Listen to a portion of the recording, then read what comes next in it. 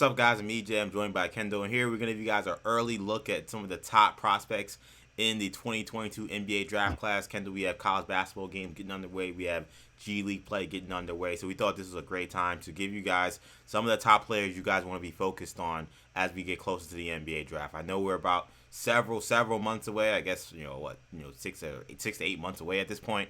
But nonetheless, it's never too early to talk NBA draft. And with these games getting going, I thought this was a good time to talk about our top 5 players in this class. Yeah, I mean this should be an interesting draft cycle, an interesting draft season. We've got a lot of different prospects. I would say this draft is maybe not as deep as last year's maybe was, but there are some guys at the top that compare to some of the guys at the top last year's show. So particularly, obviously, the guys we'll have in our top 5 should should rank favorably to some of the guys that we've seen in recent years. And it's going to be an interesting discussion, I think, because also I don't feel like a lot of these players outside of maybe the top 2 are as well known or as heralded in terms of their being the big name prospects we had perhaps in last year's draft. So I think that this may be an introduction to some of the top players for this season for a lot of people who are watching this video. And I think as the season goes on, people are going to realize that perhaps guys that, come out of high school, we all knew these guys were top players, but we won't really see those guys maybe become household names until maybe later on into the season as people kind of start to zero in on college basketball and the G League. So I'll go first, doing the top 5 prospects for me. So the theme of this is going to be the return of the big man or the revenge of the big man, whatever you want to say. So buckle up here. So my number 5 player here is Jalen Duren, reclassified freshman at Memphis. Kendall, the guy's a physical specimen. For a lot of folks, for the class he was in previously, which would have been the 2023 draft class, he was up there along with, of course, Imani Bates is perhaps the top guy in that class. Both of those guys reclassify into this class. Duren, because he is older, will be able to enter the NBA draft after this college basketball season. And when you watch him play, the athleticism and the strength really stands out. He kind of reminds me of, I know a lot of people have ranted to Dwight Howard, but I also kind of look at someone like an Andre Drummond. A little more athletic than Andre Drummond for sure, and maybe not as plotting. But if you think about Andre Drummond when he was younger in his career, I mean, he was doing between leg dunks. Like he was an incredible athlete. And I think we've seen some of the athleticism from Duren. You gotta love the defensive potential and the defensive impact he already shows. Really strong around the basket, good finisher, and I think an underrated low post game. He's got a nice little turnaround jump shot from about 10 to 15 feet. As he continues to develop, I think you'll see those skills improve, and he'll become a better outside shooter. There's a lot to like. I think that there's still, in terms of the offensive game, a lot of growth to be had, so that's why he's probably not a little higher than maybe some people would have him. But top 5 is nothing to sneeze at in this class. Really exciting player. I think he's going to be a very important player to watch for Memphis this season. So Duren goes 5 for me. Number 4, maybe a little bit surprised depending on who you're asking, but I went with Jabari Smith from Auburn. So this kid reminds me a lot of a guy who used to be a favorite of mine, Rui Hachimura at Gonzaga. Really good face-up game. He's about 6'10", can shoot the ball from 15 to 20. I think he'll be able to get that shot even to the three-point line. He's very mobile, very good handle. And I think as an offensive player, pretty advanced. I mean, you don't see kids at that height and that size and that position, the 4-man, display the level of one-on-one game that this kid has already. Now, he's got to fill out, and that's definitely something that we'll have to see. And I don't think he really, shocks the world or really surprises people with his athleticism per se. But the skill level is so high, and I think playing with Bruce Pearl and playing in that Auburn system, they're usually a very high-powered offensive team. I think you'll see him be able to flourish a lot of those offensive skills in a variety of ways. And I think he's going to have a really good year. I think he's going to surprise some people. And a guy who maybe you're looking at as a maybe fringe top 10 guy, I think could end up catapulting himself in the top 5. So Jabari Smith is 4 for me. Number 3, going with Jaden Hardy. You got to have a guard who looks like that kind of like stud-like perimeter offensive scorer. And Hardy certainly has that. I mean, the guy has a deadly jump shot. You want to talk about a guy who can kind of shoot the ball from range on all different ways, off the screen, off the bounce, off the catch. He can do it all. No problem getting his own shot off the bounce. Can score on all 3 levels. Really an exciting kind of scorer. The only kind of fallback is, can he play some point for you? I think he kind of, to me, looks more like a shooting guard, but just a world of talent in terms of an offensive perimeter scorer, and this is the league that's predicated on that. So there's going to be a guy in that top 5 that's got to be that kind of player. Hardy fits that bill for me, so he comes in number 3. So when we get to the top 2, and of course the top 2 has kind of been a battle amongst the same guys really for now. It feels like almost a whole year, maybe even 2 years at this point. I went with Paolo Banchero at Duke at number 2. So shocking. Yeah, I know. So sorry. I know there are people who know me as a Gonzaga fan that will say, okay, maybe this is some home cooking here. And look, I'm gonna stress the positive with Banchero first of all. I mean, again, similar to Jabari Smith. I mean, a guy with that kind of skill set at his height, very rare. I mean, the kind of face-up one-on-one game that you see, you don't see from kids that young. And I think what I like about him is unlike Smith, the physical profile is already there. I mean, he is physically filled out. He is an NBA-ready body already. So that kind of physical maturity that may be kind of a surprise to some of these other younger bigs, besides Duren, obviously, that won't be the case for him at all. He's going to come in the NBA right away and fit in immediately. So really good around the basket, great in the mid-range, has three-point range, excellent handle, a load offensively. It's an absolute load. I think the only reason why he doesn't go 1 is the defensive impact. Is does he help my team defensively at all? I can't really tell you right now that he really does. So, and he's number 2. So I'm not trying to say like he's a bust or not a great player. He's a really great player. And I think that he's going to be a stud in the NBA. But the defensive impact separated him from my number 1 guy, and of course that's Chet Holmgren. So again, more of the story: revenge of the bigs. Another big man with exceptional skill set. Shoot the ball from way deep, can handle the rock. To me, think about a guy with Nikola Jokic's handle, but with Evan Mobley's potential defensive impact and length. That's kind of what I see from Chet Holmgren. Now, he's not the passer Jokic is, because no one's the passer Jokic is, so I don't want people to jump to there. But, I mean, just the overall ball handling and ball skills aspect of his game, he's pretty much there with Joker in terms of the potential as far as I see. But he's got Jalen Green's physical profile. Right, and look, the strength is definitely concerning, and he's gonna have to fill out for sure. But they're just not they don't make players like Chet Holmgren. He's a very special specimen as an athlete and as a ball player. So I think that for me to not have him as number 1 would be a mistake because of just how he can just completely erase teams at the rim defensively as a shot blocker. So that's my top 5. Kendall, what is your top 5? Yeah.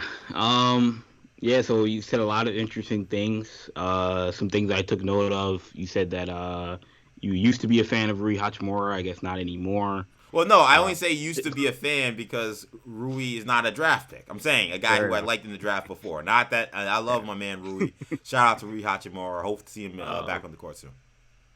And you said that Jalen Duren would have been the number 1 pick along with Imani Bates, or they were the top 2 guys, excluding our guy Victor Wembanyama. That's true. Fair enough. I'm thinking about American guys. Recruiting class. Yeah, recruiting class for sure.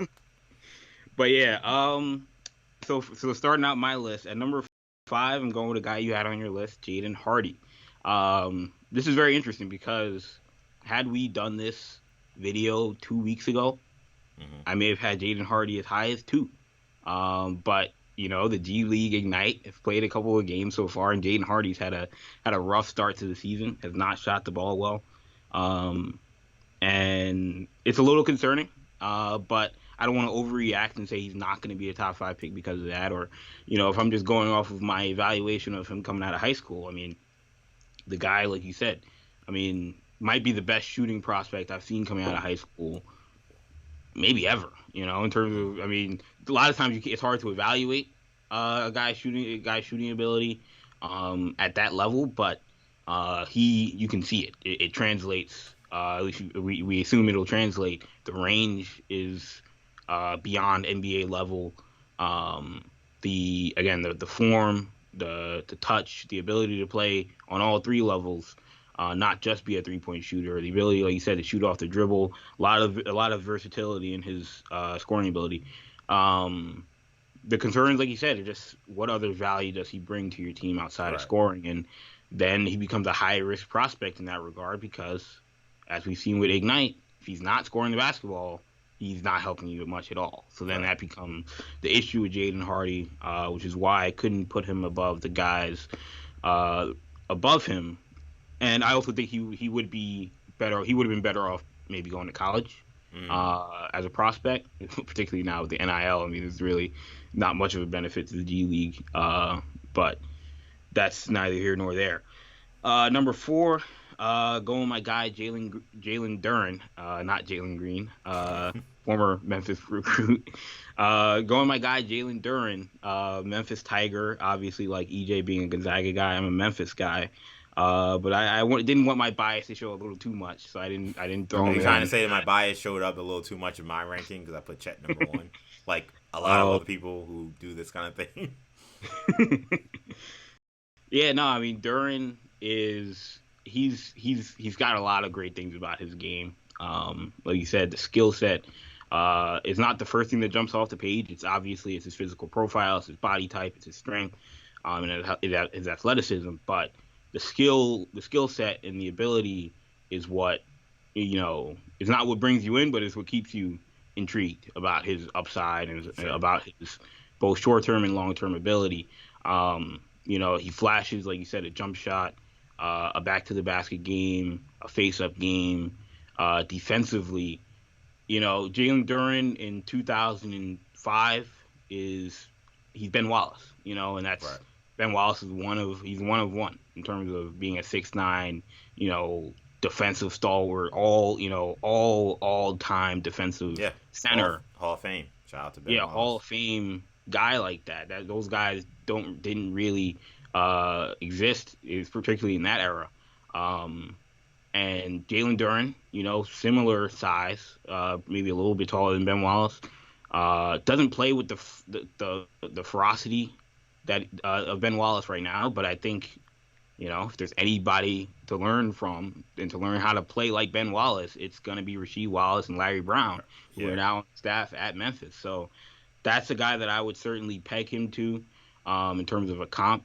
There's obviously a lot of Bam Adebayo, in his game in terms of a modern comp, in terms of how he can play offensively as well as his defensive prowess. So intrigued about Jalen Duren. I think the key is going to be motor. The key is going to be motor. It's going to be Yeah. toughness. It's going to be nastiness. He's got to play with an edge. If he plays with an edge, he could wind up being the number 1 or 2 pick in this draft. But that remains to be seen. Number 3, I got Pat Baldwin Jr., freshman out of Wisconsin, Milwaukee. It's taken a path that I don't think we've ever really seen before. A guy who's a presumptive one and done recruit going to a low major kind of team or true mid major kind of program. And Pat Baldwin anywhere else, he would be a house, maybe not a household name, but he'd be a guy that people were pegging as a top 5, 6, 7 pick, and we still are to a degree. Yeah. But he's gonna be off the radar for a lot of this season from a national perspective because he's not gonna be playing on ESPN every night. He's not gonna be playing on CBS every weekend. But I think because of that, he's going to put up performances that will be eye popping to a lot of Right. people. He'll have games where he has 25, 30. I don't want to say 40, but he's gonna have some games this year. Obviously his dad's coaching at Wisconsin Milwaukee. Yeah. He'll get a ton of volume. I'm not suggesting that it's because his dad's the coach, but But it don't hurt. Let's just say that. yeah, it does not hurt. So yeah, no, Pat Baldwin, and I think when you're talking about archetypes, I think those types of wing scorers, are going to be are that can play both ends of the floor. Two-way wings that can score like that. Jason Tatum is a guy. I don't know if he's going to be Jason Tatum necessarily, but we didn't really know Jason Tatum was going to be Jason Tatum before Jason Tatum, Right. flourished the way he did in Boston. So, he's going to be a guy that I think people have to keep track of, and I don't see anybody in the Horizon League that's going to be able to check Pat Baldwin Jr. I would be shocked. At number two, with them dudes at Wright State, by the way, took a lot of offense to that statement. They're gonna be ready for him. I know Valpo's got some guys. They got some dogs here. Uh, Butler is not walking through that door. At number two, like you said, this is the great debate. I've got Chet Holmgren. Shocker, because I'm not a Gonzaga fan. But that's why people were putting Chet Holmgren. That's the only reason, right? Because they're all Gonzaga fans like me. Yeah, that's exactly what's happening. Chet is interesting. I think the Chet Banchero debate is going to be very similar to what we saw with Jalen Green and Cade Cunningham.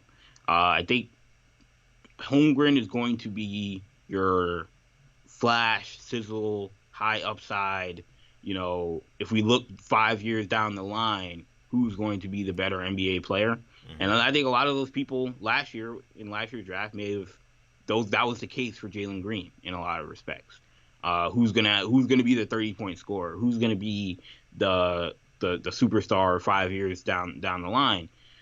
And Chet Holmgren checks all those boxes. I would not disagree that he has a higher upside than Banchero on the surface. I mean, what he does. I mean, you talked about the skill set, the shooting ability cannot be undervalued. Right. But then the rim protection it's truly elite. Right. He's a top 1% shot blocker for his age, and that's going to be a skill set that will translate to the NBA. The strength is going to be the issue because he's not only skinny for a big, he's kind of skinny for anybody. If he was 6'5", we'd be like, man, this guy's skinny. Is he gonna be able to play? Right. play in the NBA game? But so that's going to be the question with Chet Holmgren is, can he handle his physicality? The good thing for him, like we talked about Pat Baldwin, I don't know those bigs at Pepperdine are going to be able to handle. I don't know if they got 4 men that can really check Chet Holmgren. But he does play a very tough non-conference slate, so right. we'll see him match up against Paolo Banchero. We'll see him match up, against Trey Mitchell at Texas and some of these other bigs. Obviously UCLA with Chris Smith and these guys. So I mean, there's going to be plenty of matchups with Chet Holmgren to watch this season. But to me, he's slightly below, only because the floor is lower than number one. And number one, obviously, like I mentioned, is Paolo Banchero. The guy, I would be surprised if he's not, I don't want to say he's not an all-star because we have to see him play this season, but just going into it, right? I'd be surprised at Duke if he's not, a 20 and 28 guy. I mean, he's one of the most talented 4 men I've watched in a really long time coming out of college. Like I'm trying to think of the high school rather. I'm trying to think of the last guy. Like I go a long ways. Yeah, you gotta go long ways to I mean Anthony Davis obviously was kind of more like Chet, right? In what he brought to the table. But you talked about the skill set. You talk about he's the complete package at the 4 spot from an offensive standpoint. You mentioned the defensive side of the ball is going to be the question with him. I think what's going to be, if I was his agent or if I was his reps or if I was a trainer or somebody in his camp, I would frame it that, look, I think he's a guy who's switchable. I think he's pretty athletic. So, yes, he's not going to be a elite rim protector like Chet. Right. Yeah, he's not going to be, a complete brick wall like Jalen Duren, or another rim protector like Jalen Duren. But, he's going to be a guy, I don't think he's going to be a liability really guarding anybody. Because he's strong, because he's pretty athletic. He's not a super athlete, but he's athletic enough. And he's comfortable playing on the perimeter, certainly on offense. So on defense, he's not an awkward athlete in that regard either.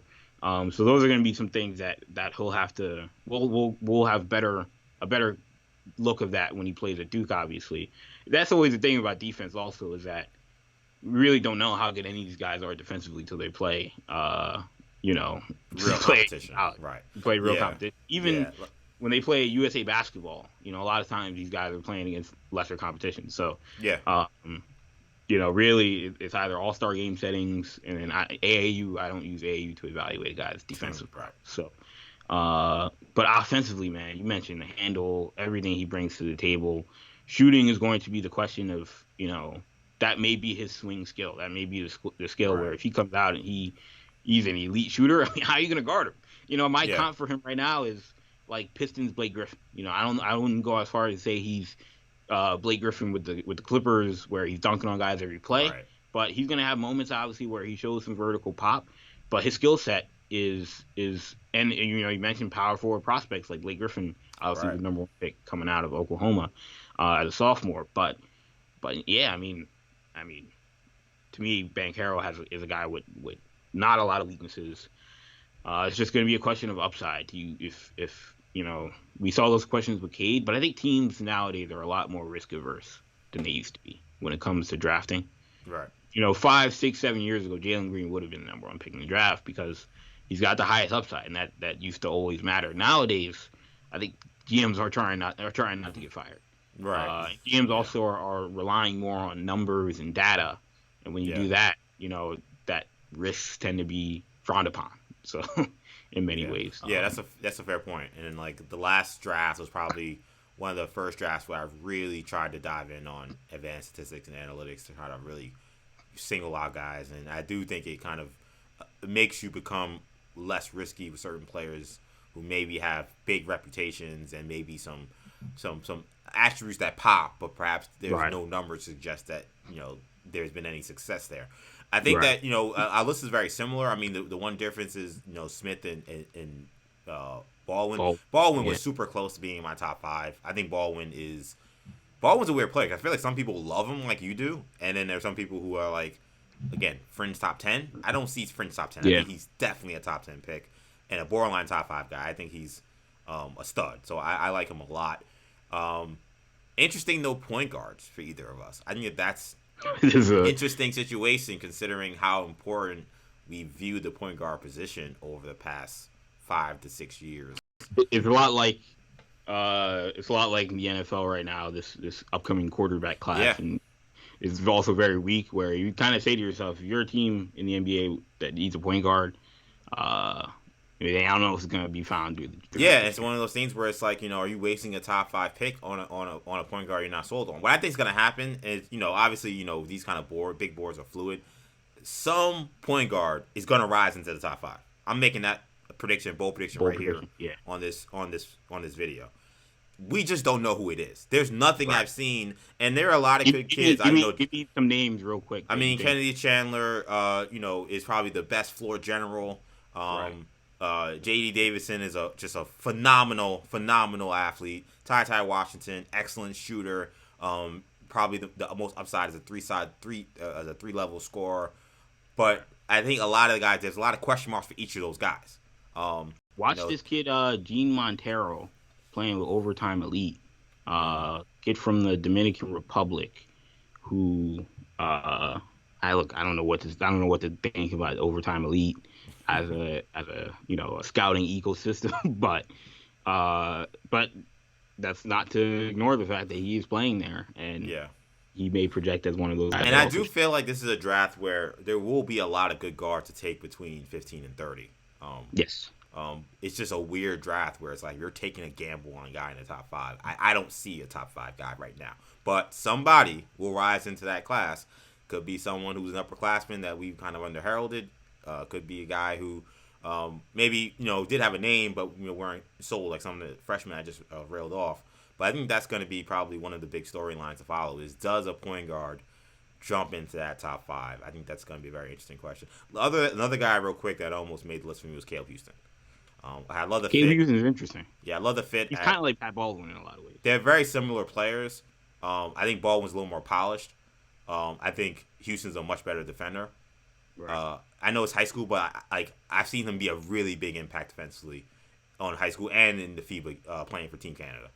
Yes. I don't think Baldwin's guarding anybody. So there's a difference there. Now again, I think Baldwin's more polished offensively, but Houston's a good player, and I think that he's a guy to watch because I feel like Michigan is poised to have another big season. So if he's a freshman playing really well on a team that loses 4 or 5 games, his name's gonna be up there. You know what I'm saying? So he was another player that I say keep an eye on. I just also love Juwan Howard, the way he uses young players. I think that a lot of these kids get into a good position to succeed by playing under him. So he's a guy. The last guy I'll I mentioned as an honorable mention is AJ Griffin is a guy that I think could play himself into the top 5. He's kind of been, Forgotten man. forgotten about a little Yeah, bit. for sure. Injuries, and I don't know what last season really was in terms of New York high school basketball. I don't really think he had much of a season. Yeah. So because of that, he's kind of fell under the radar in a lot of ways. But I also feel like the bit we've seen from him, whether it's been AAU or yeah, in the All-Star games, All-Star game kind of stuff, I don't, and it's not that doesn't mean you can't play, but I think for people who, for some people, he was a top 5 prospect coming into this season. I don't know if he really showed that level of. No, look, those prowess. moments. A lot of times when you're talking about preseason draft lists, they're based off of what scouts have been able to see. So, like you said, it's All-Star games, it's FIBA competition, it's maybe some AAU. Yeah. Though the NBA scouts aren't going to every high school game that you guys are playing. Particularly like the internet scouts. So, right. Because of that, if you didn't play well in a lot of those showcases, then he wasn't gonna. Like we watched him during the Iverson Classic, he didn't look spectacular. Right. And so that helps shape the narrative of the most recent, thing that a guy like him would have played in. And so, but I think as he gets healthy, I think we're going to see, and this Duke team's going to be really good. Yeah. I think we're going to see him rise into that 3-and-D. Can he be the next Kawhi? Can he be the next Jimmy Butler? Can he be the next Jalen Brown? Yeah, there are certain archetypes usually when it comes to the draft that sometimes elevates a guy to certain spots, because like one of the reasons Chet's number 1 for me right now is, who was the guy last year that we kind of were like, we know he's great, but I don't know about in the NBA. It was Evan Mobley. Evan Mobley right now looks like the most impressive rookie in the NBA. So I see Evan Mobley's impact, and I'm like, as an evaluator, I'm like, okay, well here's a kind of a big guy who's kind of thin, but is playing the 4 and making it work as a perimeter threat, but also defending the rim at an elite level. And then I see Chet Holmgren, and I'm like, why not? To Jabari Smith as well. I mean, right, I think your list, particularly, and mine to a degree, you call it Revenge of the Bigs. I call it the 2022 draft, Evan Mobley's revenge. Oh, yeah. Maybe it could be even that simple. But I think this is a great conversation, man. What do you guys think about our list of the top 5 prospects for the NBA draft 2022? Very early forecast we have here. Make sure you guys leave a comment in the comment section. If you like this video, give us a like, and of course, subscribe to the channel, New Generation Media, for draft coverage throughout the college basketball and G League and international seasons, because we're not forgetting about the international guys. They didn't show up here, but there'll be a time where we'll be talking about them at some point as well. There are several players I'm very much keeping my eye on the international scale. So that'll do it for now, though. Thank you guys for checking us out. For Kendall, I'm EJ. Take it easy, guys. Peace.